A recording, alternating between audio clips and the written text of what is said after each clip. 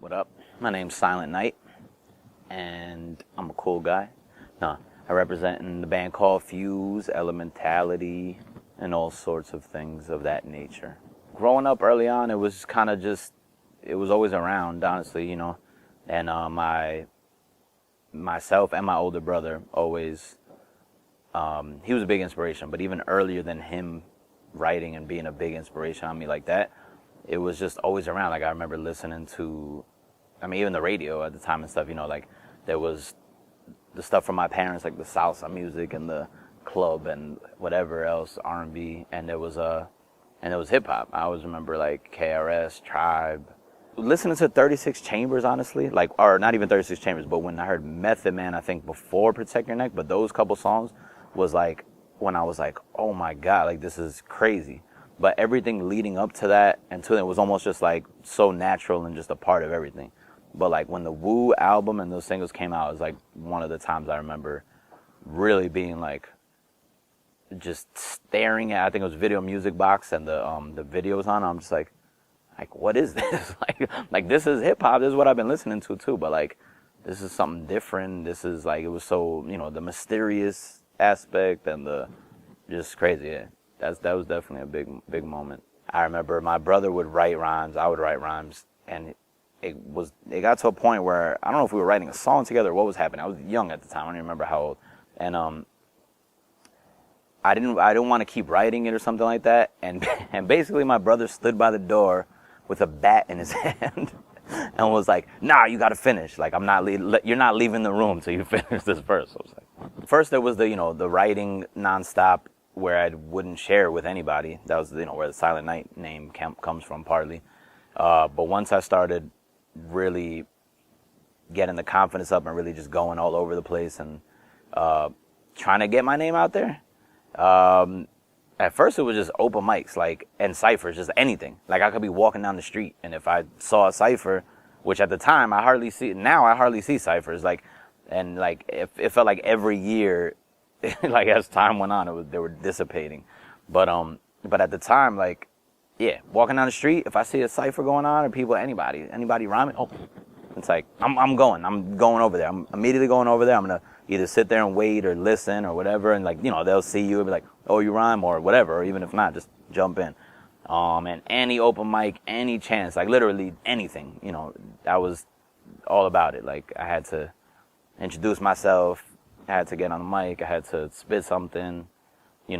People would be, I remember, like, when I first started pressing up my own CDs or burning CDs or whatever, like, having something like an album or mixtape, I remember, like, cars would be driving by or at a stoplight, and if I'll be out walking or something, I would hear them playing hip hop or like dope stuff that I liked. I'd be like, "Yo," I go over there, like, "Yo, check this out." I have a flyer for a show or a CD. I'm like, I got to give it to them. Be like, "Yo, you would like this," or somebody had a shirt on, a Fat Beats shirt or like a Fondulum, like, it'll be like the most, like, those specific shirts or those specific songs, you know what I mean? Like, it not necessarily like the newest, like, radio single playing, but if I heard somebody like, "Yo, is he playing the new," like, like some independent underground stuff or whatever, I'm like, "Yo, I got to talk to this person." Like, my fam, honestly, I've been crazy, incredibly blessed and lucky, I feel like, and just, I don't know, I'm thankful for it, but my family's been really supportive.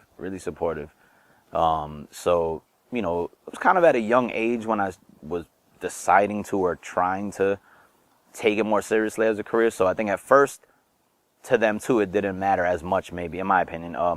Like, "Oh, well, he's still young, and, like, that's cool. He found something, that he loves and that he's good at too, and they're passionate. Like, everybody's gonna be like, "My son's really good," or my my cousin or my brother, like, "Yeah, he's good." It's not just, I'm not biased, what I mean? But at the same time, like, it seemed like, they really were like, "Oh, okay, like, there's a talent there," and something that I enjoyed doing. So they were really supportive of it.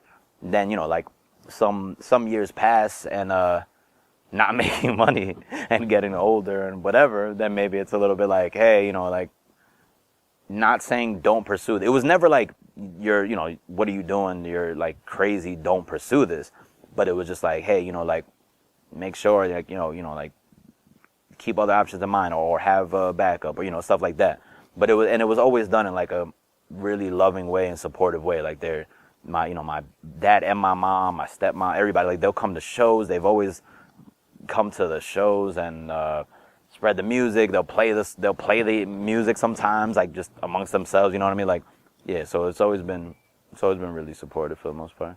Having release party, like having my own shows is such a crazy thing where like there's like a crowd of people there that know your lyrics, know your music, are super excited or are singing along or jumping around, dancing around, and just so into it is like a crazy feeling.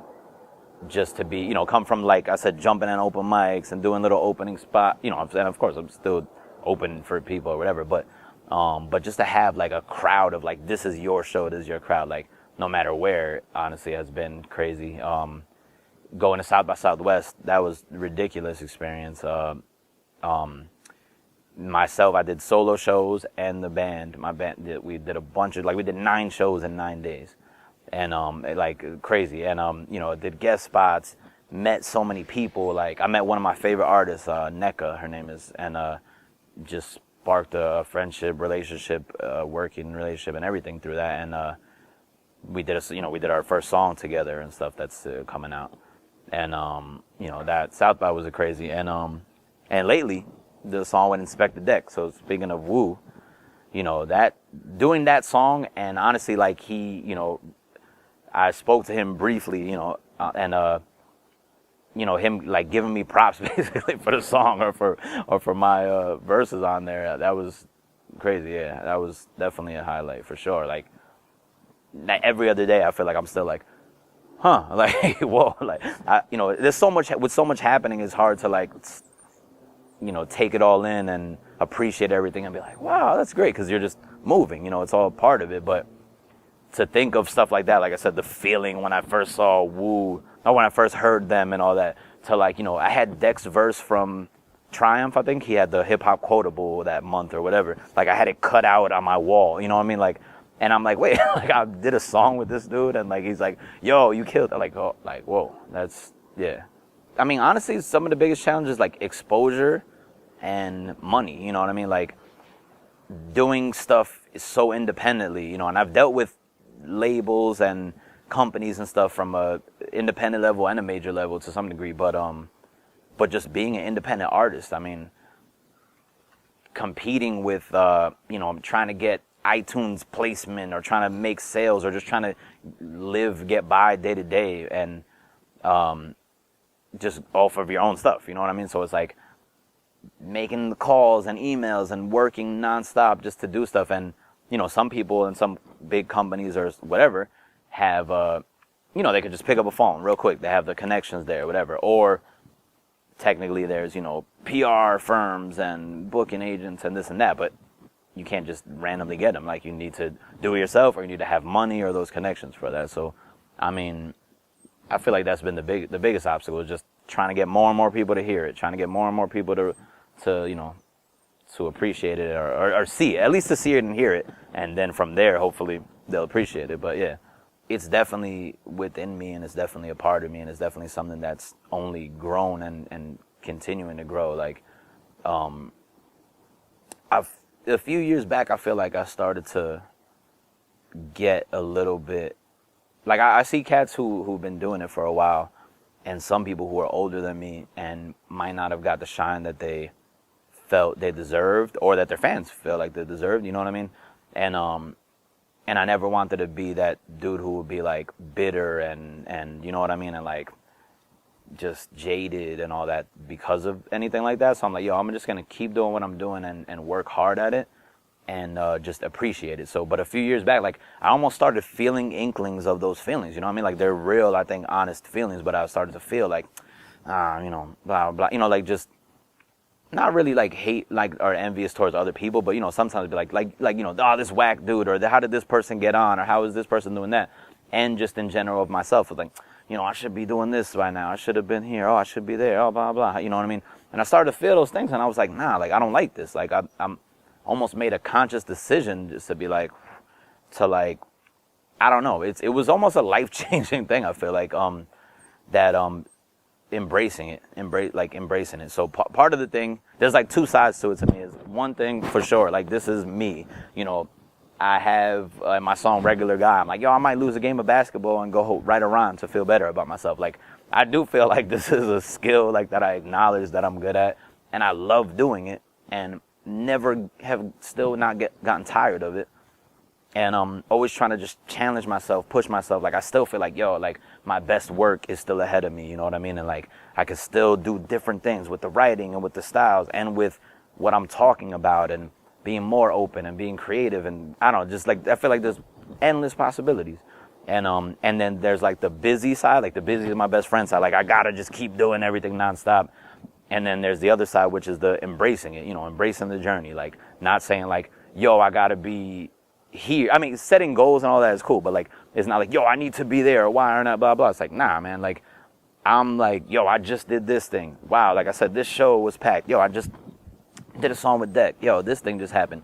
And I'm like, it's all part of the continuous grind and the individual path that I'm on. I'm like, I'm embracing that. I'm embracing that and being thankful for that, because there's no way, I'm not that dude. I'm not going to be like the bitter, yeah, I'm like, no, this is what it is, and it's good. Like, I feel good about where I am, you know.